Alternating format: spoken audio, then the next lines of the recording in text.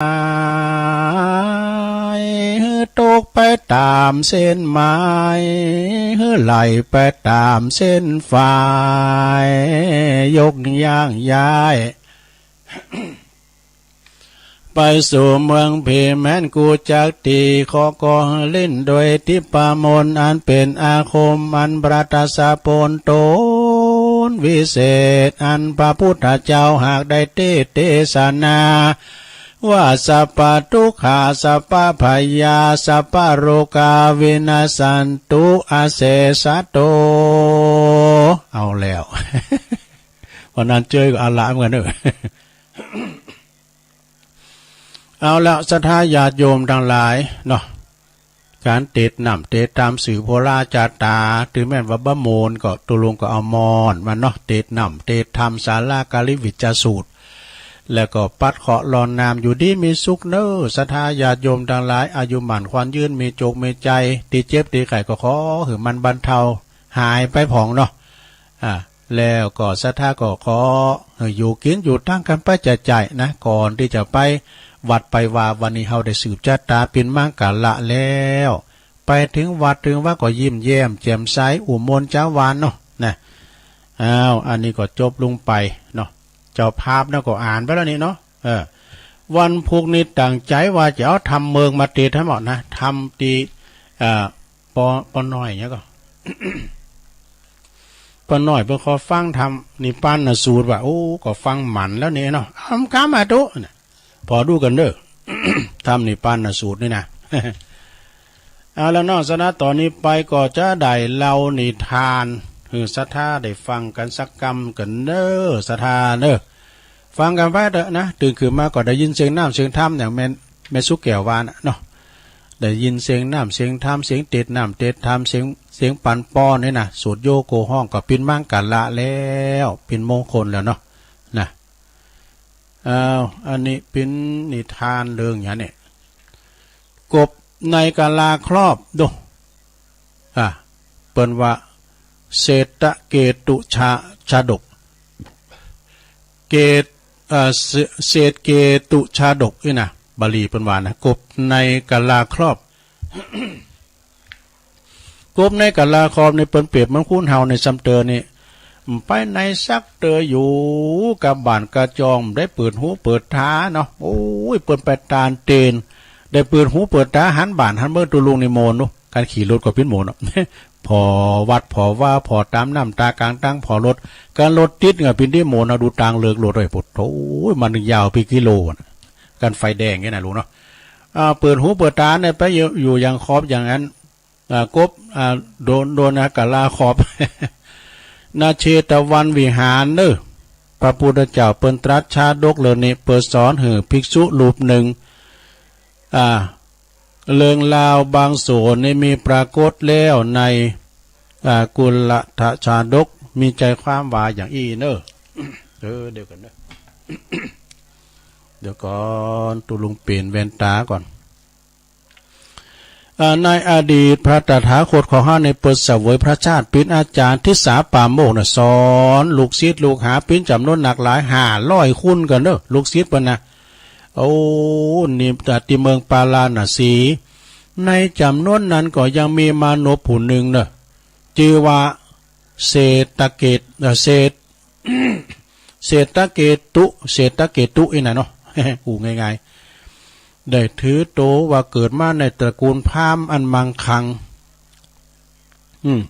ถือโตว่าเฮานี่เกิดตระกูลพราหมณ์อันมั่งคั่งมีจิตเป็นว่าจึงคิดว่าโตเนี่ยเนอกว่าผู้อื่นหมดนี่อันนี้ยกตนข่มท่านเนาะถือว่าโตเนี่ยเป็นคุณดีเหลือกว่าเปิ้น มังมีสีสุข นะมีอยู่หันวันหนึ่งเนี่ยไปเจอกับบุรุษจันทานเนี่ยเป็นคนตุกคนถอยนะกันถาว่าอย่างเมืองอินเดียเนี่ยเปิ้นกินใจกันนะวะนะเป็นตระกูลติดต่ำต่อยที่สุดจันทานเนี่ยนะจึงทำทานรังเกียจเปิ้นวะนะทำทานรังเกียจบุรุษผู้นั้นหันว่าโอ้พราหมณ์ผู้นี้ถือถือโตทำโตสูงส่งเกินไปจึงตอบปัญหานะอาจจะถามปัญหาเนอะ สมกับฐานไหนหน่อยเหรอนะมีความหูต่อได้จะถามปัญหาก่อนนะบางคนนี่ก็ว่ามาถามปัญหาอย่างตุลุงในตอบปะไดนะศรัทธาญาติโยมมีกระอู่นั่นนะมันก็ตามฐานะของไผของมันสำเตอคุณที่มันถามนะว่าโอ้ก็พินนักจัดรายการแต่เยอะว่าตอบปัญหาเยี่ยมใดก็มันจะเหมือนกันอุศราตุลุงก็เหมือนกับศรัทธาน่ะเนาะชอบฟังเพิ่นนั่นนะที่มาอยู่จุดนี้ก็เพราะว่าได้รับชันท่านุมัติกับครูบาอาจารย์ว่าตุลุงลูกเจ้าตื่นเจ้าเอามาออกรายการเนี่ยได้ดอกตุลุงก็มาปิ้งกูปิ้งกิ้มน่ะเนาะความโหดลึกซึ้งตุลุงก็มันจะมีอย่างสักเท่าใดแหละนะชอบฟังเพิ่นนะแล้วก็ถึงไหนจันท่านนี่ก็จะถามปัญหาหรือสมกับท่านน่ะเนาะจึงถามว่ายังคือทิศที่คุณนับถือนี่ถามพราหมณ์น่ะยังที่อันทิศที่คุณนับถือแต่พราหมณ์เศษเตกุฏกุนี่ตอบว่าทิศตอบว่าทิศทั้งสีกะนะบุรุษจันทานได้ยินเช่นนั้นก็ไข่โหเยาะเย้ยวะ โหเลาะเยาะเย้ยแล้วก็จากไปนะจากนั้นพราหมณ์เศตเกตุนี่นะจึงกลับไปยังสำนักศึกษาแล้วก็ถามอาจารย์ว่าทิศที่คุณเฮานับถือนั่นน่ะคือหยังนะอาจารย์จึงตอบว่าทิศที่คุณเฮานับถือก็คือคุณที่บนสักกะลักคือทิศที่ผู้คนสักกะละบิดามารดาเป็นทิศที่เบื้องหน้าเนออยู่ตั้งวันออกทิศอาจารย์ทิศเป็นทิศตั้งเบื้องขวาทิศใต้แล้วก็บุตรภรรยาเป็นทิศเบื้องหลังตะวันตกเม็ดและเป็นว่าเม็ดและอามาตย์เป็นทิศทางซ้ายนะเบื้องซ้ายทางเหนือเนอะแล้วก็ทาสและก็กรรมกรบริวารเป็นทิศเบื้องล่างเนอะนะสมณพราหมณ์เป็นทิศเบื้องบนเนอะสมณพราหมณ์เป็นทิศเบื้องบนคฤหัสถ์ในตระกูลผู้บัพประมาทควรสักการะทิศเหล่านี้เนอะนะพราหมณ์เศษเกตุฟังจบแล้วก็เกิดความละอายว่ะนะที่ได้แสดงกิริยาโอ้อวดกับผู้อื่นเพียงเพราะหันว่าฝ่ายอีกฝ่ายหนึ่งชาติกำเนิดต่ำต่อยต่ำกว่าตนนี่นะจึงออกจากสำนักไปลำเลนที่เมืองตักกศิลาสุดท้ายจึงบรรพชาเป็นพฤาษีนั่นจบซะละ ในกาลต่อมาพราหมณ์เศตเกตุนั่นก็คือพระภิกษุโกหกเนี่ยและก็ผู้เป็นอาจารย์ก็คือองค์ตถาคตขอคิดแล้วเนี่ยเปิ้นบอกว่าความโหวัดกันติดชาติกำเนิดบ่ได้เด้อนะศรัทธาญาติโยมทั้งหลายเฮามาวัดกันบ่ได้นะสำเตอนะปวดโทษเปิ้นหูเลยเฮาเกินปน้อยปนั้นน่ะเปิ้นเป็นตูเจ้าเก่าอย่านะอย่างตุลุงก็มาอย่างไปถามตอบปัญหาก็ดื่มได้ มันไปอย่างเงี้ยเนาะศรัทธาญาติโยมทั้งหลายสืบชะตาแล้วตอนนี้ไปก็จะเอานี่มาว่าดำกำเด้อศรัทธานี่ทานก็ย่ำจบเลยเนี่ยไปพับไปแล้วเนี่ยไปสอนห้ามป้าแล้วกันเอานี้ก่อนเนาะโอ้ศรัทธาญาติโยมทั้งหลายคุณเฮาถึงวันนี่เกิดมาใจกรรมเนอะคุณเฮานี่พอกรรมเนี่ยอย่างในธรรมมหาวิบากเปิ้นก็มีกรรมกรรมของคุณเฮานี่มีหลากหลายนะในกรรมต่างๆที่เฮาได้ทำไว้บางคนนะเกิดมาก็ทุพพลภาพอย่างที่เฮาได้ยินนั่นนะมีต่างๆนั้นนะบางคนก็กำเบิ่งหม้อขอกินบางคนก็สุขสบายสุขอันนานเหลือแหล่บางคนก็อับจนกันยาก็ตามแต่กรรมไผมันนะของไผของมันบางคนรูปชั่วตัวดำเนี่ยบางคนสูงต่ำดำขาวไม่เหมือนกันความโหพยาภูมิปัญญาก็บ่เหมือนกันพอใจกรรมวันนั้นได้ยินฟังท่านอาจารย์เปิ้นเทศนะสามเณรแต่นะก็ยังได้มาใจกรรมนี่ สามเณรนี่เปิ้นไปอาบน้ำอย่าเนาะเปิ้นไปอาบน้ำแล้วก็อันพอดีเปิ้นไล่คุณไล่ไหมก็เอาบาตรตั้มมาเนาะเปิ้นเอาเกี่ยวแหวนเงินเรามาใส่บาตรนะกะแล้วผู้ไล่มันก็หนีไปนี้โอ้อันนี้ก็มาหับกรรมเนี่ยเปิ้นยับได้ก็เปิ้นเอาไปเอาเหลาไปเสียไปแทงให้กันเนาะ เป็นว่าจาดมันมีจาดเลี้ยวดอกซะนะจาดเลี้ยวปังหลังนี่เอาการสะเลมนะไปแตงแมงวันปิ้นปิ้นอันเนี่ยเอาไปแตงแมลงวันแมงมุนอย่างนี้กับแตงแมลงนี่ติดกันอย่าเฮาสิพริกดิบพริกหนุ่มมากะกำจาดแล้วปังหลังก็เลยมาปิ้นสมณเณรแล้วก็โดนเสียบโดยลาวมันเป็นอย่างนั้นเนาะซะนะเนาะแล้วก็กำหลายอย่างโดยนะกำแมวก็มีเราวันนั้นได้ยินท่านพระครูสังวรศิลาพิรักษ์เปิ้นตีได้นะเปิ้นไปบิณฑบาตตุเจ้าแล้วขายโยมนะพุทธตุเจ้าก็ได้กุยมาเนี่ยกุยสุกจันมอบุญตอนเอาไว้ชั้นเนี่ยกะแล้วก็มีขายโยมก็ขายยาก็กินได้ก่อนนะมันมาถามว่ากุยสุกไม่ไหนแมวท่านได้กินได้เกิดมาเป็นแมวอ่ะไม่ได้นะเนาะสะดาเนาะมันเป็นแต่ละกรรมนะอย่างกรรมเดือนในธรรมเนาะเตียนอาจารย์ธนอัตตินะจ้างเจโถโบปันกาบ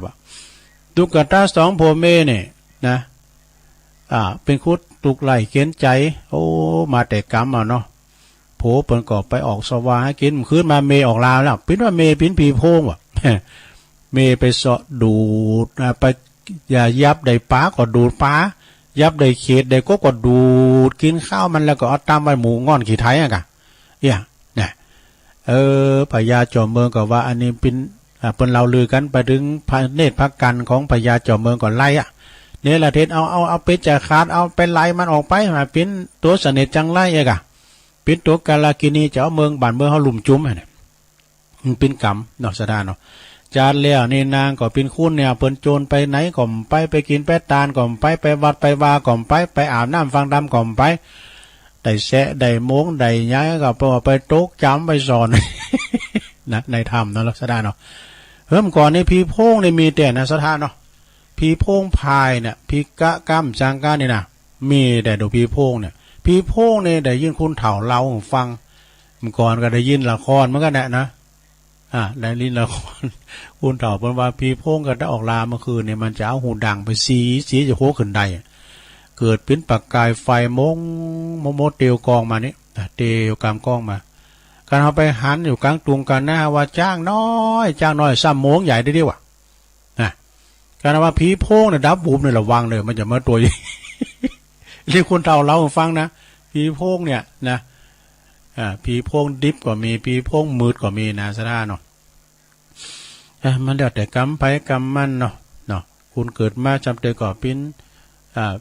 ตั้งพิซื้อเนี่ยปุ่นมาตั้งอีสานหมดเนาะพี่ก็ซื้อนะแต่ตั้งพีโพงตั้งเฮานี่ก็ไม่ใครมีเนาะเดี๋ยวนี้ก็ว่าพีกะก็มีเดี๋ยวนี้เปิ้นเลี้ยงกลุ่มไม่นายประมาณนะเนาะอันนี้ก็เกี่ยวกับนอกเลืองไปหน่อยได้เอาต่อไปจะเอาเนี่ยมาวามก้ามกันลงเนอะนะเอาไปงานศพงานสากเนาะไปงานศพงานสากเอาก็ไปพอมยังมันมีอานิสงส์เนาะมีอานิสงส์อยู่เหมือนกันอานิสงส์ของไปงานศพเนี่ยเปิ้นบอกว่านะจำตอมจะว่าไปแก่งเปลี่ยนเกือบน้ำใจนะเปิ้นว่าเฮาอานิสงส์ในไปงานศพ6ประการ1คือไปแสดงความเคารพนับถือต่อผู้ตายเนอะ แต่ก่อนนี้เขาจะไปจี้ถูบ1 ดอกเนาะเดี๋ยวนี้เปิ้นเอายิบว่างไปแล้วนะชับเตอเขาก็ได้ ลงล่ำโดยกายกรรมวจีกรรมมโนกรรมไปสู่มาเป็นข้างสุดท้ายนี่นะข้อที่2แปลว่าคือหันใจตันเจ้าภาพได้หันใจตันเจ้าภาพนี่เปิ้น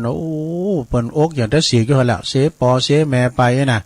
ไปแสดงความหันใจเป็นอย่างแล้วคนเฮาเนาะตายเกิดแก่เจ็บตายเป็นธรรมดาเนาะแล้วก็ข้อที่3เฮาไปงานศพก็ไปซึมซาบสัจธรรมเนี่ยเฮาไปพอแล้วคนเฮาเนี่ยมันตายเหมือนกันหมดเป็นคิวไผคิวมันทุกคนต่างรอคิวเอาก่อนไปงานเดินตุลูกนะไปงานข่าวดำอย่าว่าไปงานศพครูบาอาจารย์เนี่ยเนาะวันนี้เปิ้นอายุต่ออ่านบางตุนนี่ยังหนุ่มแล้วตุลุงเปิ้นก็ไปก่อนแล้วเนี่ยบางตุนบางองค์เปิ้นก็เฒ่าแก่แลมอนเนาะชราภาพเปิ้นก็ไปอันนี้มันก็เฮาหา หาสาเหตุที่ว่าเขาจะไปใดเขาจะไปชนิดไหนเขาจะไปเสี่ยงบุญที่ไหนเนี่ยเขาหูเนาะ7 วันนี่นะฉะนั้นอย่าได้ประมาทเน้อศรัทธาเน้อเลี้ยงไปงานศพทำกรรม1ข้อที่4ไปหม่ำข้าวตุ่มได้หม่ำข้าวตุ่มด้วยอ่ะ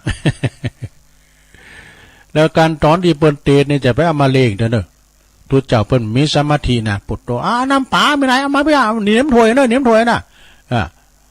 ตัวเจ้ามันก็เสียสมาธิก็มาเตศมาลายโผดไม่เป็นหยังจุลานามาเห็นเนยังปุนตาเสตังพอไปตามน่ะการปฏิบัติบรรยายนี่ก็ทำลายสมาธิมันหรอก แล้วกินข้าวตุ่มนี่มันแห้งอย่าศรัทธาก็กินตัวอ่ะพอตัวเจ้าไปตัวอ่ะน่ะลำบ่ได้มัมตัวเจ้าก็บ่ตัวกินตาเตะทำบ่ด้วยคือน้ำลาย คือน้ำลายไปตัวเนาะได้มัมข้าวตุ่มข้อที่5ลงได้ชื่นชมของชำรวยในเปิ้นแจกของชำรวยนะลง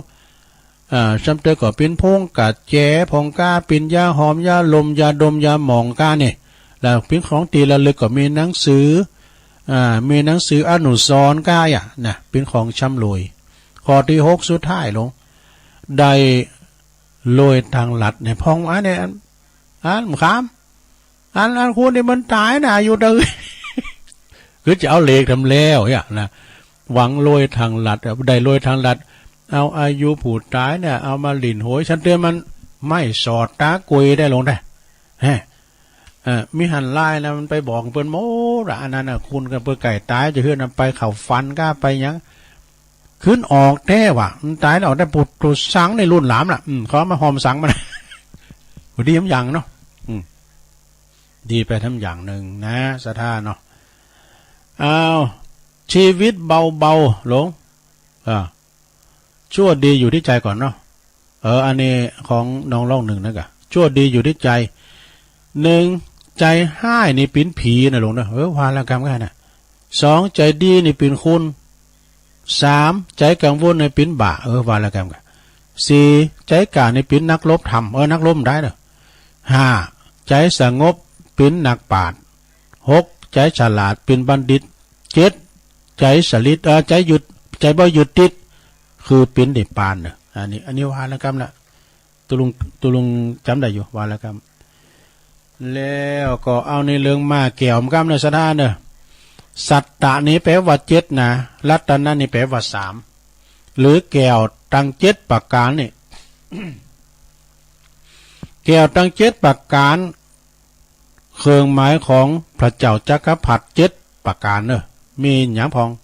1จักแก้ว1จักแก้ว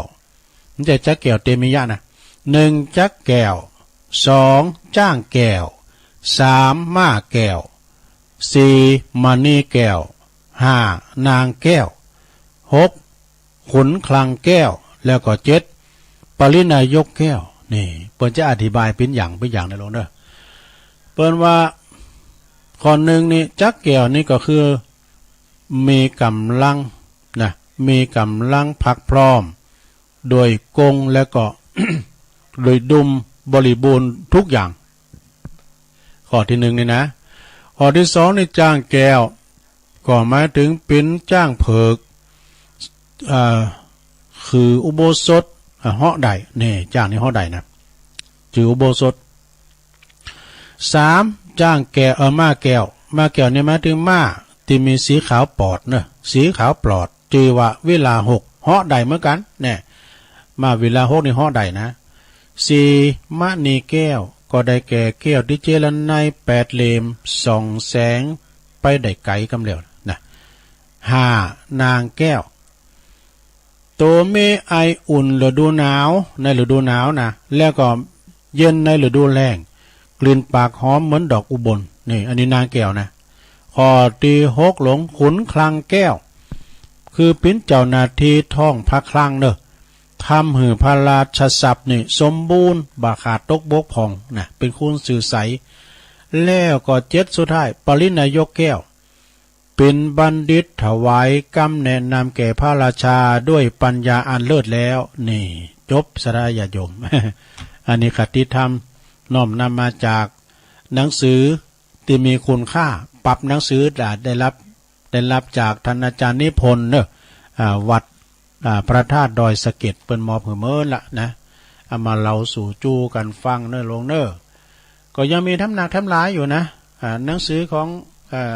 ตุปีธรรมหรือว่าท่านพระครูวิสุทธิ์ธรรมสุนทรวัดบันใหม่กับหม่อมทองนี่นะเปิ้นก็มอเพิ่นตุลุงมอตุลุงมีหำหน่อยเนาะซะได้เนาะเดี๋ยวหำหน่อยอันนี้เปิ้นก็บอกว่าผีซับปะผีผีซับปะผีนี่หยังพองผีที่กินทรัพย์สินเงินทองก็คือผีการพนัน ผีการพนันนี่นะการไพ่ลวงล้ำเข้าไปในการรวยกว่าตุกนะมี2อย่างเปิ้นก็ขดายของเฮาก็ได้ของเปิ้นเนี่ยซะได้เหมือนเฮาเตงเลขกะนะผีการพนันในขณะที่ว่าอันสามเณรเอาหลักเปิ้นเหล่าเนาะเศรษฐียังขายเฮิรน่ะ เศรษฐียังขายเฮิรน่ะประมาณน่ะผีอมตะนิรันดร์ก็คือผีแม่นาคนี่ผีเสวยกรรมวิบากก็คือผีเพศนี่มีกูวัดเนอะซะได้เนอะมีกูวัดมันไม่ต้องโกมันเนาะผีพิเศษก็คือผีเจ้าผีนาย ผีตักตายเนี่ยก็คือผีตายหาตายหุงเนอะก่อนนี้ซะนะญาโยมทั้งหลายลูกละอ่อนละมกตะด้านบ่ายจ่ายเนี่ยเพิ่นจะออกคุ้มโดปะโกผีมาตักเดือนนี้บ่โดเขาป้าเขาไปแม่ในห่างว่ะในห่างโลดตัดใกล้น่ะซัมเตอร์เฮาว่าหยังมันเปะมาตั้งหน้าก็มีนะตั้งหลังซัมเตอร์มีแพตั้งหน้าพี่ว่ามันเอาลูกมัดติดแล้วก็ไปแอวนะพวกก่อนนี่ไปได้กันแล้วนะเดือนนี้มันมีอาการเนาะผีที่มาตักมาตายได้เลี้ยงนี่นะแล้วก็ผีเต้นยงกับผีหมดผีหมอนะ เนาะอันนี้ก็ผีต่างๆในสถานเนอะนะแล้วก็ผีที่แก่ผ่ามดใส่หรอคือผีบาสนปุ่มเอามาเราสู่กันฟังมันเป็นเรื่องเล็กๆน้อยๆเนอะสดาญาติโยมทั้งหลายนะต่อไปตัวลุงก็จะได้ประกาศและจือกันเนอะลงเนอะมีวันนั้นไปตานเตนกันเนาะไปตานเตนกันก็เปิ้นฝากห้อมมาก็มีสดาญาติโยมทั้งหลายเปิ้นให้เปิ้นหอมมาก็มีอยู่ที่อันตัวลุงก็จะได้แกะแล้วก็จะพวกวันฮือเนี่ยก็จะได้ไปหือกะอินเทอร์เน็ตอะเอาไปหือพวกกันนะสันปัดต้องพวกกันนะลุงเอาหือการเน็ตเนี่ยสันปัดต้องหน้าปั๊มบางจากผ่านไปด้านนี้กะไปทางตุงฝ่าบดเนี่ยกะกายไปทางวัดสันขายอมนะของอาจารย์มหาด็อกเตอร์ต่างงานเนี่ยวัดสันขายอมแล้วก็มีแม่อุ้ยลาเนอะอุ้ยลาวงสายยะอุ้ยหมอนเนอะเปิดว่าใส่การทำตุลุงไอ้ดอกฝากใส่การเตียตุลุงขอบคุณเนอะอุ้ยหมอนบันดุงหาดนาเก่า15แล้วเนอะอุ้ยหมอนนะฟังตึงวันไอ้ดอกอุ้ยหมอนลาวงสายยะนี่ก็การนำกาแฟแถม1 ซองเนอะแล้วก็อุ้ยหมอนลาก็ลมทำบุญแถม1 ซองแล้วก็อันตีเอาหื่นเน้นลักนั่นก็ฝากไว้แล้วเนอะฝากไว้แล้วอันนี้ก็แม่วันนาประภาพันธ์นายชัยวัฒน์อภิโกนมนกรกะโกมนกรสันทรายมูลเนอะนี่นะการนำกาแฟวัดพระธาตุดอยน้อย200 บาทถ้าเป็นการนำกาแฟตุลุงก็แกะเอาไปหื่นหลวงพ่อนะโอ้กาแฟวัดพระธาตุดอยน้อยนี่มันน่าเจอนะ10,000ปลายกันนะสตาเดินนึงนะถ้าว่ายามฝนนี่ต่ำกว่า8,000ว่ะหลวงพ่อว่านะเพราะว่าเปิ้นออกเปิ้นเสริมเปิ้นแปลงซัดด้วยเนาะใจหลวงพ่อมีรายจ่ายสูงขนาดนั้นแล้วก็อันนี้ก็นำกาแฟวัดพระธาตุดอยน้อยป่อสีทนแม่อัมพรมหานามเนี่ยสันไซมูลเจียงใหม่200 บาทเด้อขอบคุณเด้ออันนี้ก็การนำกาแฟเหมือนกันสันป่าตองแม่เพ็ญจันทร์สุขสุนทรประเสริฐเนอะนี่ก็จากอำเภอสันป่าตอง200 บาทการนำกาแฟป้าบุญธรรมแม่รัตนาสังคำฟ้านเห็นได้ยินแค่เนาะคอยประกาศวันเสาร์กันนะป่งน้องเนอะน้ำ1 ซองแล้วก็การนำกาแฟแม่นางดวงสุวรรณนะอันนี้ก็ป่าจันทร์โยมแม่ของท่านพระครูอภิวัฒนวิกรมก็การนำกาแฟ1 ซองก็ถึงปุ่นก็วันเสาร์ประกาศกันแม่บุญยวงอาวรสันทรายเวงป่าเป่าบนนาตานประหับพอเกิดแม่เกิดการนำกาแฟน้ำ1 ซอง นายทวีนางจันใจสิทธิ์อันนี้พร้อมลูกหลานเนอะตาบ่าวโอ้เนี่ยเนอะ โดยหล่อในนาน1 ซองเนอะโยมพัฒนัน แท่ตังหรือว่าวิจิตรไพศาลเนาะอันนี้ก็ทำบุญกันเตตุลุงชัยวัดเนี่ยโดยน้อย300 บาทยินดีเนอะแล้วก็อนงพงพยุหะนะแล้วก็นายพยุหะพงพยุหะทำบุญ1 ซองจบสดาญาติโยมทั้งหลายนะแล้วก็น้องเบลเนี่ยเปิ้นก็หอมมาละอันนี้เปิ้นปิ้นกันเตด แล้วก็ต่างงานเจ้าก็ประกาศไปแล้วเนาะตีเจ้าภาพก็มีโยมพี่ยุพินหอมมาลาอันนี้เปิ้นอยู่อันแม่โยกเปิ้นเด้อแม่โยกเนี่ยเปิ้นก็เป็นเจ้าภาพสืบชะตาก็เปิ้นขอเป็นการเตดทำศาลากาลิวิจาสูตรก็เตดไปแล้วเนาะแล้วก็มีน้องเบลตัวแล้วก็อันเจ้าก็มีปอสมศักดิ์แม่เพนขาวเตี้ยนะจากตาจ่างเวียงน้องหล่องตานไปหาปะอุ้ยหน่อยปันไม่อุ้ยเงินจีนาอินายอเนกชัยกวินตานไปหาพ่อสอนชัยชัยกวินนะแล้วก็แม่คำปันจอมทันจากสันปูเลยแล้วก็นายอุทิศนางพิกุลกิติกิจนะศรีลาพรนะแม่จันทราศิริลำปางสีเตี้ยอันนี้ก็เป็นเจ้าภาพรวมกันตึงลงตึงหลายแล้วก็มีปหมออินทรคุณแม่จงดีเชื้อกันทาจากเมืองฝางทำบุญกันเตดเปิดอุทิศบุญกุศลไปหาเทวบุตรเทวดาเจ้ากรรมในเวรพอเกิดไม่เกิดด้วยแล้วก็อุทิศบุญกุศลไปหาปอหลวงเป้งแม่หลวงปิมปาเชื้อกันทาปอคูอินค่ำแม่บัวลอยขุนแก้วที่ลงหลับไปตัวเนอะอันนี้ก็ประกาศไปแล้วนะตอนนี้ไปตุลุงก็จะได้ปันป้อนทำหลอมกันเนาะเจ้านี่ปันป้อนอันนี้ปันป้อนทำหลอมเนี่ยสัพพิติโยวิวัจจันตุสัพพะโลกวินาศตุมาเตภวัตวันตรายโยสุขีติคายุโกภวะอภิวาทานาสีลิสานิจังวุธาปัจจายโนจัตตารโอธรรมาวัฏันติอายุวันโนสุขังปะลัง ลอยปอนได้ลงได้ต่อไปตุลุงจะประกาศข่าวสารงานบุญสักเล็กสักน้อยกันเนอสถาเนอวันที่17 สิงหาเนี่ยก็เป็นวันกตัญญูเนื่อวันคล้ายวันมรณภาพของท่านครูบาเจ้าหลวงปู่ครูบาเจ้าพรหมมาพรหมจักโกวัดพระพุทธบาทตากผ้าตำบลมะกอกอำเภอป่าซางเนอโดยเมตตาบารมีตามในพระเดชพระคุณท่านเจ้าคุณพระพุทธบาทพิทักษ์เจ้าคณะอำเภอป่าซางเจ้าอาวาสวัดพระบาทพระพุทธบาทตากผ้าพระอารามหลวงเนอะพร้อมกับคณะสงฆ์ตึงอำเภอนะเปิ้นก็จะจัดกิจกรรมทำบุญอุทิศไปหาทักษิณานุปทานครูบาโดยเป็นวันคล้ายวันมรณภาพของครูบาเนอะเปิ้นก็จะไปปฏิบัติธรรม12-18นะขอเชิญชวนเนอะไปรวมทำบุญเปิดเป็นอาจารยปูจาที่วัดพระพุทธบาทตากผ้าเนาะทุกวันที่23ญาติโยมทั้งหลายที่วัดศาลาตำบลน้ำแพร่อำเภอหางดงโดยเมตตาบารมีธรรมหลวงพ่อท่านพระครูโชติสุวรรณสอนแล้วก็ตั้ง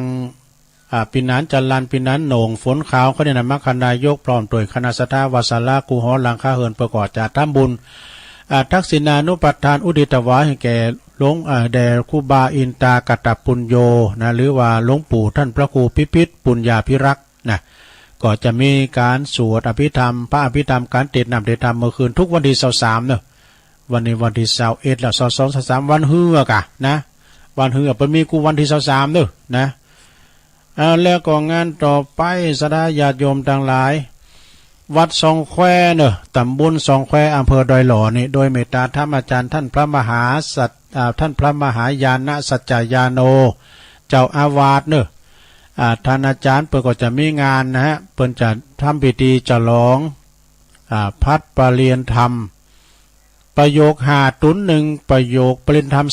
3ก็แฮม2 ตุนนะในวัดเดียวกันนะวัดเดียวกันนะวัดสองแควนี่เปิดก็จะมีตั้งแต่วันที่27เปิ้นจะห่างจะได้แล้วเปิ้นจะมีแห่พัดประเลนโดย28ก็เป็นวันห่างวันดาทักษิณานุปทาน29เป็นวันสืบชะตาหลวงเด้อสืบชะตาหลวงฉะนั้นก็พายจะไปแสดงมุทิตาจิตกับท่านพระมหาปริยนธรรม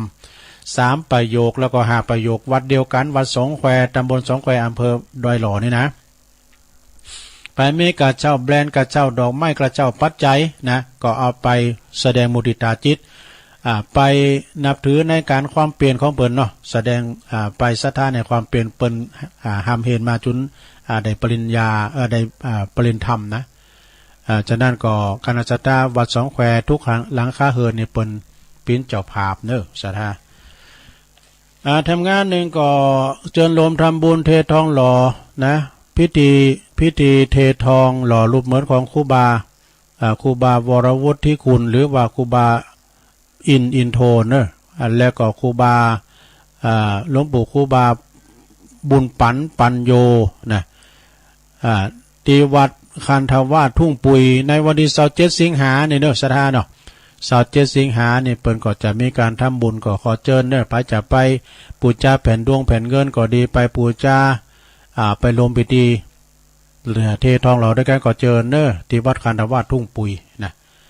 โดยเมตตาธรรมอาจารย์ท่านพระครูสุคนบุญญากรเจ้าอาวาสเจ้าคณะตำบลสันติสุขแล้วก็เจ้าอาวาสวัดคันธวาสทุ่งปุยโดยวัดเดียวกันท่านพระมหาชาญชัยนะธรรมเมธีอันนี้ปท9กอตีศูนย์บริการคนพิการเทศบาลตำบลหนองล่องเปิ้นได้ดำเนินกิจกรรมมาสะพานบุญสะพานใจเยี่ยมบ้านเยี่ยมใจนะห่วงใยคนพิการนะก็โดยมีวัตถุประสงค์ดีจะสงเคราะห์และก็พัฒนาคุณภาพชีวิตของคนพิการในพื้นที่และก็ได้รับการสงเคราะห์สุขภาพดีมีสุขภาพจิตดีๆแล้วก็หูซึกว่าสังคมในบ้านถอดทิ้งทันนะบ่ว่าจะเป็นชุมชนองค์การภาครัฐและก็เอกชนเพิ่นก็จะมีความร่วมมือกัน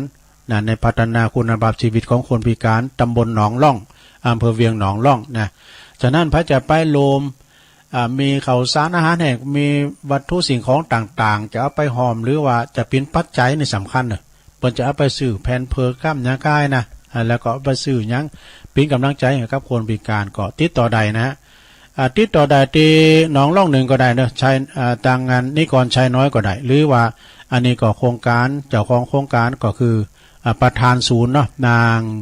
กัญจนาจันทรเสนานะประธานศูนย์บริการคนพิการเทศบาลตำบลหนองล่องเนอะอันนี้ก็ประกาศถึงเปิ้นเนาะ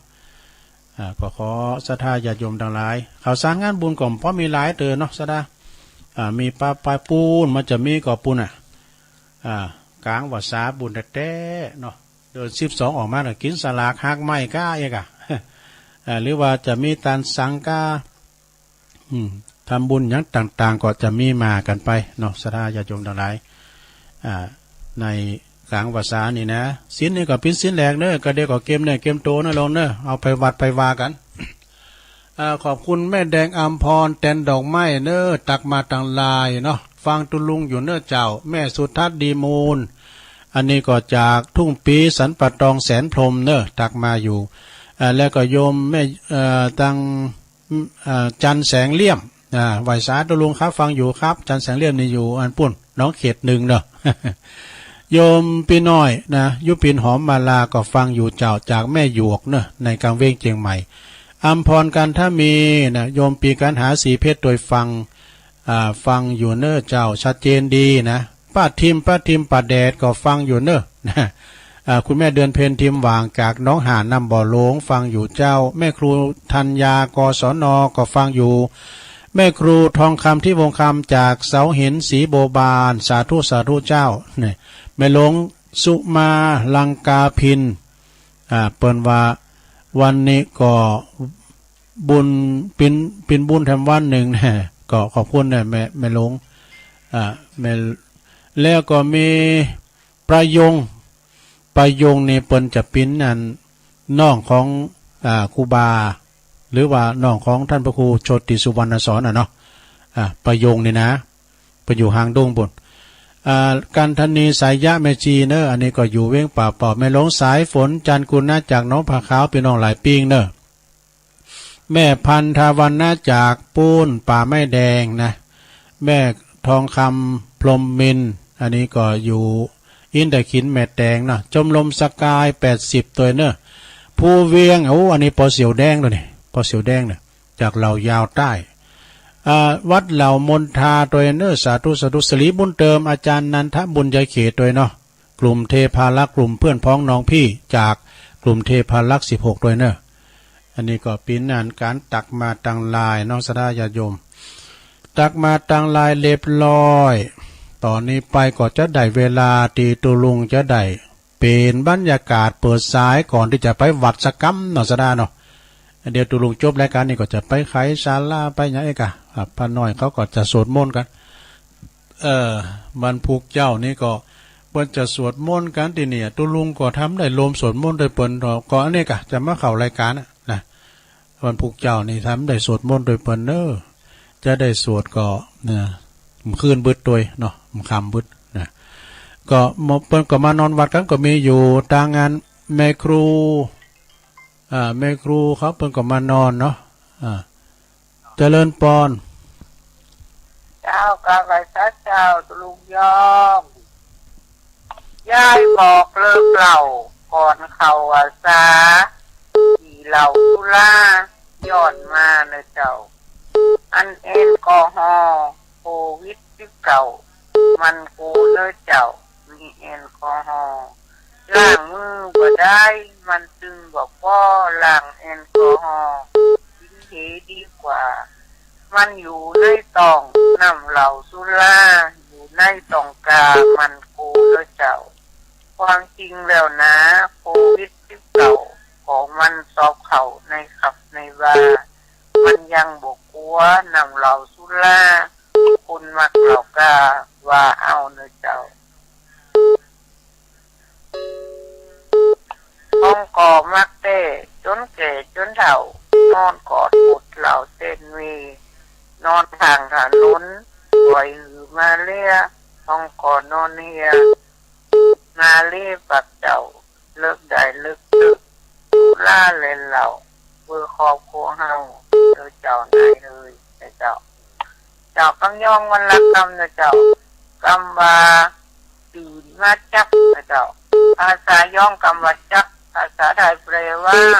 ตื่นมาพอดีนะเจ้าแปลว่าพอดีนะเจ้าไว้จ้าสายต่อไปเจริญปอนผักตับผักไตเนอะโอ้แม่สีทอนนะแม่สีทอนอันนี้ก่อนน้องบัววันนี้ไปวัดเนาะน้องบัวไปประการฟังชัดเจนโอ้ดีแล้วจากพระบาทอุดมเจ้าโอ้แต่กับพระบาทอุดมชัดเจนนี่กันเนาะเจ้าขอบคุณหลายๆเนอะเจ้าไว้จากเจ้าน้องบัวชัยปราการอันนี้ยายพรเจริญปอนมาจะจ่ายเจ้าเจริญปอนน้องบัวแดงฉันกำแพงเชียงใหม่ฟังเจ้าแล้วเนาะเจ้าฟังเจ้าโอ้ชัดเจนดีเนาะฟังได้มาเป็นเพลงมาแล้วกะเจ้าหาเพลงหมดเลยดีแล้วฟังปฏิทินเนอก็เดี๋ยวก็ฟังพระครูนำเนอจ้าสาธุแม่พรยายพรร้องบัวแดงเจริญปอนไว้สาธุลุงอันนี้ตังปคนพี่ตอนละครั้งนี้โอ้ปนนั้นประเสริฐพันสัตว์ดีครับปนนั้นประเสริฐเนาะฝนตกครับลุงมีฝนจับมีฝนตกขนาดนักข่าวอันตันนี่โอ้ดีกับจุ่มเย็นดีกันเนาะครับเตรียมตัวไปทำบุญอยู่ครับโอ้ดีกับปนนั้นไปทำบุญไปวัดเนาะครับขอบคุณปนนั้นเนอะดุนการคำอันนักภาษาตุลุงจีมีชื่อบุคคลที่จะเป็นนะครับเนอะขอบคุณเนอะสาธุเพราะนั้นประเสริฐเนอะพี่น้องบ้านไกลเมืองนานเมืองนั้นเนี่ยนะนาหน่อยนาแดงเจริญปอนมาตรการครับอันหลวงตาเนาะหลวงพ่อใช่แล้วครับหลวงพ่อกฤษครับหลวงพ่อกฤษพูดดีนะอาจารย์นะผมชอบฟังมันเพลินดีไม่มีสาระอะไรมากแล้วเสียงอึ้งร้องตอนเช้ามืดฝนตกมาแล้ว ดีแล้วโอ้วันศีลวันพระวันนี้ไปบิณฑบาตอยู่กะครับก็ไปทุกวันนะผมว่าจะอยู่นะโอ้เดี๋ยวเอากำลังอาจารย์เอากำลังไม่ได้ไปอยู่ก็ไปทุกวันอ่ะอ๋อดีแล้วออกกำลังที่โควิดอยู่นะครับเนี่ยผมไม่ค่อยดีอยู่ขอบคุณมากเลยเนอะไว้สารนะครับเนอะหลวงพ่อกฤษเนอะครับโตปางโม่เชียงดาวน้ำได้บอกคือ0899555656เจริญปอนเจ้าแก่ไว้สาเจ้าตุลุงแม่ชุกแก้วศิลาพรสิเตี้ยบ้านหงละปูนเนอะตื่นขึ้นมาก็ได้ยินเสียงน้ำเสียงธรรมจากตุลุงเลยเจ้าวันนี้ก็มีบุญสำวัดหนึ่งได้ฟังน้ำฟังธรรมได้ไหว้พระตัวตุลุงเนอะตุลุงฟังเจ้าละเนาะเจ้าฟังแต่เจ้าแล้วเจ้าเด้อเจ้าขอบคุณไปจ่าเด้อตุลุงแม่สุดแก้วศรีลาพรจากศรีลาพรศรีเตเนอะนี่นะเจริญปอนนมัสการเจ้าอันนี้แม่สุแก้วเหมือนกันเนาะเจ้าแทสกันมาเนอะศรีโพธารามเจ้าเดียเนอร์สาธุเนอร์เจริญปอน0899555656เมืองฝางอย่างมาเด้อใช้ประการมาแล้วเจริญปอนการนมัสการครับตุลุงบินานซิกใหม่บินานจันฟังเจ้าแล้วเนาะครับผมฟังแต่น้องเขียดหนึ่งเดี๋ยวน้องแจ๋วตลอดครับตุลุงครับขอบคุณบินานหนักเด้อครับผมพินน้อยพินนานก็ฟังกันป้าก็ดีแล้วโธ่สาธุฟังก็ยังมีความรู้ความพูดแหมนะอากาศดีแล้วกำนันเลยอันนี้ก่อนใจน้อยว่ากำนันเนี่ยเนาะเจริญปอนไปสักเจ้าตุลุงฟังอยู่เนอจากลำปางไปหน่อยอุตุดีเจ้าแม่น้อยอุตุดีเนาะเจ้าจะลูกเต็มจันหนึ่งเข้าละจะไปวัดกำลังลูกนี่กันเนี่ยเจ้านาบ้านอย่างบ้านนาน้อยเจ้ามันไหลนาน้อยเจ้าไหลนาหน่อยเนาะไหลนาบ้านฝังบุญจังหวัดเนอตุลุงจัดเจดีขอบคุณนะแม่เนอสาธุกำลังจะหนึ่งเข่าอยู่นึกเต้นบอลเลอร์เจ้าอยู่เจริญปอนติดแล้วเจริญปอนติดแล้วไว้สาเจ้าตุลุงอยู่ตั้งได้เมปานีเจ้าเจริญปอนชัดเจนดีเนาะเจ้าปานีฮัลโหลเจ้าอันนี้ตั้งได้จันหอมเจ้าฟังอยู่เนอะตุลุงแม่จันหอมนี่ก็มึนแล้วกันเนาะเจ้าก็ฟังอยู่ตุลุงมันเต็กบัดกันตุลุงปาดตึงเนอะตุลุงเนอะฟังชัดเจนดีตุลุงทีเดียวขอบคุณนะแม่เนอะเจ้าสาธุตัวแทนเป็นน้องปาดตึงหลวงปู่หล่าเจริญปอนเอาไว้สามลุงปอบุญมีเมืองกลางเมืองกลางเนาะเป็นกว่าวัดลุงไปวาราไปเมืองกลางเนาะสิ้นแรกเนาะสิ้นแรกวันเนี่ยสิ้นแรกของดีแล้วก็ได้ พักไตอย่าไม่น้อยวานะเนาะพอบุญมีจะเอาสักเตอเลยพอบุญมีจะเอาสักเตอเนาะอันไหนฟังเราเป็นเรื่องก็เป็นยะเนาะเป็นยะกับไซบังกะเป็นยะกับไซนั่นว่าหลายคนละก่อนนะเดี๋ยวนี้เลิกหมดเนาะเลิกหมดแล้วชัดเจนมีเรื่องลุงเด้อขอบคุณปับบุญขอบคุณปับบุญมีนะสาธุสายต่อไปรุดไปแล้วเขามาใหม่เด้อเขามาใหม่รุดไปแล้วรุดไปเขามาใหม่เด้อเจริญปอนไว้สาเจ้าตุลุงสาวรักษ์เจ้าแม่สาวรักษ์เนาะฟังอยู่นะเจ้าสาวรักษ์นี่ก็หายไปหลายวันเนาะชัยปราการเ เจ้าปาดอุดมเจ้าลุง อ๋อฟังพระบาทอุดมเนาะยินดีเนอะ เจ้าเจ้าไว้ สาธุ0899555656เจริญปอน จำไม่สาเจ้าลุงฟัง อ๋อ เจ้า แม่สายทอง เจ้าไว้สาเจ้า แม่สายทอ กิ ง นดินได้98.75เนี่ย ห่วยการเนาะตัวแทนพี่น้อง ยากนะตัวลุงบ่โทรกันนะติดรู เมื่อเจ้านี่นากาศดำตอนบ่ายนี่มันบ่หลายนะตอนบ่าย3 เจ้า ตอนเจ้านี่เปิ้นตื่นกันเจ้าไปอยู่ไปวัดกันนะกะ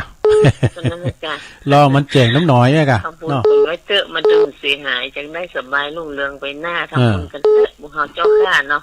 พัฒนาเอาแต่งตัดบ่ได้คัดสนบ่ได้ราคาเงินทองสินทรัพย์จังมีทำบุญกันไว้บ่ได้มองสีสุขสวัสดีจ้านี่ล่ะจ้าหน้านะเจ้า แต่ ได้พรตุลุงก็ดีใจแล้วสาธุสาธุเจ้าจ้า ในจัดนี้จัดหนานะเนาะศรัทธาญาติโยมเนาะก็คือว่าได้บุญได้กุศลถึงจัดนี่ถึงจัดหนาอย่าไม่ใส่ท้องหวานอ่ะเจริญปอน กับไว้สาธุรู้ โอ้ปอบุญตันก็หายไปหมื่นเหมือนกันเด้อ ให้เป็นหมื่น ปอ ฟัง บุญ อยู่นะ ตัน เด้อ ป่าไร่ ไว้สากำลังใจนะท่านเด้อ 3 ยอดเนาะ3 ยอด 3 ยอดขอบคุณปอนเด้อบุญรักษาเด้อปอนเด้อ60ผู้ใหญ่ที่ตะลุงเคารพนับถือทำทานได้ป้อบุญตันป่าไร่จากเจดีย์ซ้ำยอดฝั่งตั้งละปูนอำเภอป่าซางเจริญปอน เจ้าไว้สาเจ้าตุลุงฟังอยู่เน้อ แม่อยู่ไหนแม่ แม่อยู่มึงว่าลงเหนือดอยจักเจ็ดอุ้ยเจ้าคุ้มตะวันเจ้า อ๋ออุ้ยสาวเนาะคุ้มตะวัน ว่าตีหนึ่งฟังจับจะลุงฟองพอดีเจ้า แล้วก็ฟังเพลงเก่าไปเนาะ ฟังเพลงเก่าเลยลงหมดแล้วเจ้า อยู่เมืองวะอ่ะ มึงว่าเจ้ามึงว่าลงเหนือเจ้ามึงว่าลงเหนือดอยเจ้า แต่ก็ลงเนื้อเนาะ กำลังใจก็ลุงเน้อ ยินดีเนอะอุ้ยสาวเนอะคุ้มตะวัน ถามเน้อ สาธุพวกก็มาอยู่พวกเจ้านะเจริญปอน เจ้าภาษาเจ้าฟองคำทิพย์แก้ววัดทองเจ้าฟังเลยเจ้า แม่ฟองคำติ๊บแก้วมาแล้ว เจ้าฟังรับเป็นกรรม แป๊บพินยังทำกล่อมรับลูกป่าไผ่บ่อทองเนาะ ภาษาเจ้าฟังตลอดเจ้า ปิ่นศรัทธาตุปีสมนึกเนาะสมเพชรวัดป่าไผ่บ่อทองแม่ฟองคำเจริญปอน ไอ้แขกเจ้าตัวลุงมาฟังกันเนอะ โอ้พี่น้องแม่แจมกะแม่คำแก้วทั้งสามมา เจ้า โอ้หายหน้าหายตาไป แต่ หมด บาง แล้วเนอะ แต่บางแม่จะไปนอนวัดวันเนี้ย วันนี้ไปนอนวัดนะดีกะ เจ้า ได้กะจ้างเครื่องบนเนาะจ้างเครื่องบนแม่แจ่มนั่นแม่เนาะแม่แจ่มโอ้ขอบคุณหลายๆนะแม่เนอะมื่นนะแกเพิ่มมาจะไปนอนวัดก็อนุโมทนาด้วยแม่เนอะนอนวัดนอนวาเนาะพักจิตพักใจข่อมซะก็พักตับอย่าไม่น้อยวานะยินดีนะแม่เนอะแม่ขันแก่สาธุ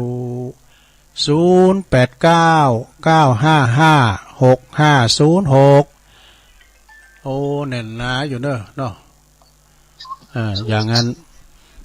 เจริญปอน ภาษาตัวลุงเจ้า แม่อยู่ไหน แม่สิกุลจันทุระบ้านหนองล่องแต่บ้านมันเต้าอำเภอเมืองแต่ว่าลำปางเจ้า แม่สีกุลตันตุละเนาะ ไม่ได้โทรหาเมื่อก็ น่ากะเมารับกับจับตันจังอ่ะ แล้วกินยังรับพองอากะ เจ้า เพราะว่ามันเจ้าลำไปเนาะรับโดยฟังโดยอากะ เจ้าเป็นกำลังใจนะเจ้า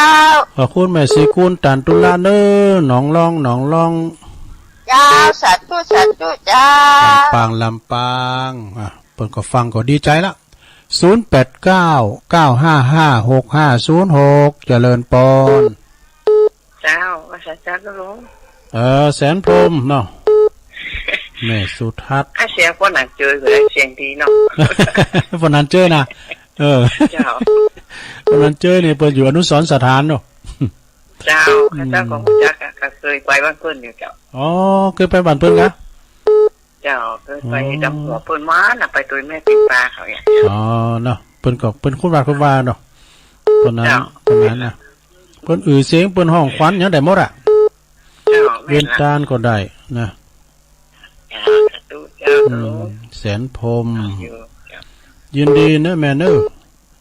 อันนี้จากแสนพรมทุ่งปีแม่สุทัศน์ดีมูลเจริญปอนเจ้าไม่แต่เจ้าทุลุงไม่ลงอ่ะเจ้าแม่ลงสายฝนต้องเข้าใจหรือได้ฟังเลยแต่กันผู้ไปนอนวัดเนาะแต่กันแต่ตุลุงก็ออกอยู่ตุลุงก็ขออนุญาตหลวงพ่อเนาะเพราะว่ามันตึงคิวตุลุงอ่ะเท่า22ผูกวันที่22เนาะเจ้าขอบคุณแม่ลงเด้อสาแม่ลงสายฝนจันกุลนะน้องผาขาวเด้อเจริญปอนไปสาครับตุลุงปนันป้าครับเดี๋ยวกำลังลงเดินเข้านี่ปนันปันอินมาดอันนี้ตัวแทนพี่น้องบันทาเนอะอันนี้รถแจ็บสายกับหนึ่งจะใจเลยนะสายมาถ้าได้เน่นอย่าไม่ใส่ท้องวานะเนาะสายมันเน่นนะทาดอนชัยเนาะกำลังใจแน่ลุงยินดีเนอะปนันเนอะ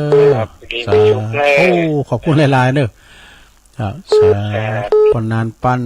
อินมาดอันนี้เปิ้นปิ้นมัคคณายกนะปิ้นปอดจานด้วยเจริญปอนไว้สาเจ้าตุลุงแม่เอิงไพอ่ะเจ้าฟังเจ้าวันนี้ได้ฟังธรรมสาราวิจสูตรนี่เนาะแม่น่ะจะสาราวัดเนาะสารากันไปเลยสาราวิจสูตรนี่เนาะอันฟังจนจบเลยน่าก็ดีกะวันนี้ไปวัดอยู่อ่ะไปเจ้าตุลุงดีแล้วเจ้าดงฤาษี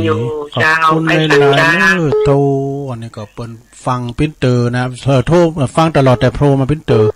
แม่เอื้องไทยชัยยองนะดงฤาษีเจ้าแม่อยู่ไหนแม่น้อยบ้านตะโทกตำบลตรงผายอำเภอเมืองลำปางเจ้า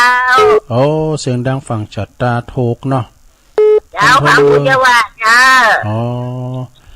อำเภอเมืองก็ได้ยินได้เย็นเจ้าดีเลยค่ะฝนตกเลยแม่ดับบุญแต่วันนี้ตกวันนี้บ่ตกเจ้าเดี๋ยวอันนี้ก็มีฝนห่อเนี่ย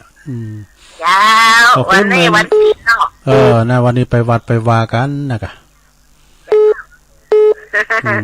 ขอบคุณแม่หน่อยหลายๆเด้อพี่น้องลำปางนะเป็นกำลังใจเด้อขอบคุณแม่เด้อเจ้า089955650พยายามโทรเข้ามาเนี่ยเวลาตุลุงหลายอยู่ลูกนะพยายามโทรเข้ามานะต้องเกรงใจฉันพี่น้องเจริญปอนสาตรุงอันนี้แม่จันเสียไม่เสีย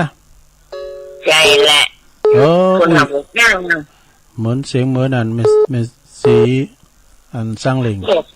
ตื่นมาตุลุงงานรับสายพอดีวันนี้ตุลุงมาทำก็หูเลิงนะกำลังลุกเลยนี่โบกสร้างยินดีเนอะเจ้าไหวพระเจ้าตุลุงฮะตุลุงก็ไหวพระนั่นกับลูกม่ามเจ้าถึงไหวพระก็เดินหรอเตธรรมศาลาการประเรียนศาลาการวิจารสูตรมั้งหรอเจริญปอนไหวสาเจ้าตุลุงเจ้าแม่จันติบแม่จันติบเกตการลามฝนมาตกแล้วเจ้ามีฝนอ่ะแม่นี่กับผมนี่หายแซ่บเลยหายไปหมดฝนอ่ะเจ้าวันนี้ก็ไปวัดอยู่นะแม่เนาะฟังเจ้าแล้วนะแม่เนาะเจ้าฟังแต่ฟังเพลงม่วนๆทั้งนั้นเพลงจะถูกใจเนาะพวกก็เปิดอยู่พวกฟังเพลงลูกทุ่งบักเก่าย้อนยุคเนาะสมัยแม่ก็เป็นสาวกุหลาบเวียงพิงไปขอเพลงเพื่อประกาศวังนะคะนั่นกัน จ้า แม่จันติบขอบคุณเนอะฝากนมัสการหลวงพ่อด้วยเนอะ จ้าไหวสาเจ้า หลวงพ่อสันติเจติยากรหลวงพ่อเปิ้นก็ฟังนะเปิ้นก็ชอบไปกินเป็ดตาลตุยเจริญปอน ประชาครับลุง ปคนเนาะ ครับผม ปคนโอ้หายหนาตาไปนี่ปูปลาเหนือฮะ ทั้งลุงเสกเลยนะวันนี้นะ ดีกว่าดีสืบชะตาเนาะ คือก็ต่างเนี่ย ดีกว่าได้ปอนเลย ได้ปอนได้ฟันได้ปันปอนไป ใจแล้วลุง ฮะ วันนี้ได้หัวใจแล้วเนาะ เอามอนมันน่ะเอามอนมันน่ะ มันพ่อมัน เอาหัวใจมัน ไปถ่ายเลยครับ ขอบคุณเนอะสาธุ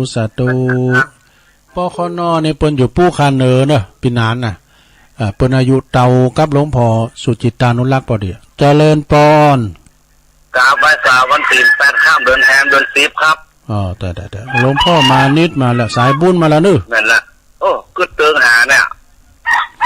ทำความสะอาดปัดกวาดศาลาตั้งบาตรตั้งโต๊ะตั้งตังขัดแก้วตั้ง3ตั้ง4เรียบร้อยหมด ขยมเยกา เอาลูกเจ้าตรงยาการหนึ่งยาการก่อนก็เดียวอาบน้ำสะหัวอย่างเรียบร้อย อาบน้ำเลย สวดมนต์ฮะ อาบน้ำอยู่พาผู้หญิงอาบว่าอาบกัน เป็นอย่างนี้แต่ใจก่อนเขาอยู่ไว้ผ้าต้องอาบน้ำบอกก็ท้ายแล้วเนาะ ได้กัน เอาเลยอาบให้หน่อยเข้าใจเองค่ะกูจะอ่านนะโอ้แปะหน้าหลายเตือนแล้วก็จะเริ่มผูกที่เองละจ้างเก็บหัววัวปันขาบได้กันเดี๋ยวนี้ฟังลุงมาเหลือเวลาผมจะนับกับเอาไอ้น้อยเนาะให้หน่อยกาไอ้น้อยบุญกินบุญทานมันได้บุญต้องไปโน่ทำบุญทานเมตตาภาวนาใส่บาตรจากโปกกันเนาะครับถ้าคนก็จะแมลงมาจากโปกผ้าไปนอนว่าทำนั้นนะได้กันเอาคือถึงแต่ก่อนมาเป็นขนมเนาลูกหลานนะจ๊อกโก้ผ้าแบ่งหมอนมันอุ้ยด่านอนวัดเป็นศาลาโอ้อาจารย์เป็นนิ่งคนนอนวัดต้องทำนักเนื้อประไผ่ปอทองเลยนะวันนี้จะไปหับตาลดังใดวันไหนนะวันนี้วันศิลป์โอ้โหเขี่ยเขาองค์จริงนี่ตายกันโอ้เนาะปั่นคืออยู่วัดอยู่หาพ่อ